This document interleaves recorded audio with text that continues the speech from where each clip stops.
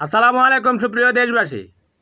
পেহেলগামের যে জঙ্গি নাটকটা ভারত মঞ্চস্থ করেছিল সেটা মূলত শেখ হাসিনা, আওয়ামী লীগ, ভারত লীগ, ভারত এবং ভারতীয় মিডিয়া বাংলাদেশের জন্য তৈরি করেছিল।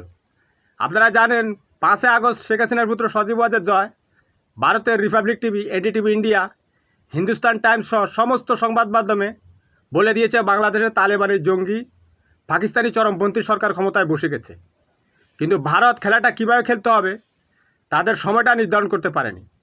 এদিকে 5 আগস্ট যে শেখ হাসিনা গণহত্যা করেছিল সেটা জাতিসংঘ স্বীকৃতি দেওয়ায়, ইউরোপ সহ মানবাধিকার সংস্থাগুলো বাংলাদেশের পক্ষে থাকায় সেই নাটক তারা হয়তো কলকাতা বা ত্রিপুরায় করতে চেয়েছিল, কিন্তু ডক্টর ইউনূসের মতো একজন ইন্টারন্যাশনাল আইডল থাকার কারণে তারা ব্যর্থ হয়েছে।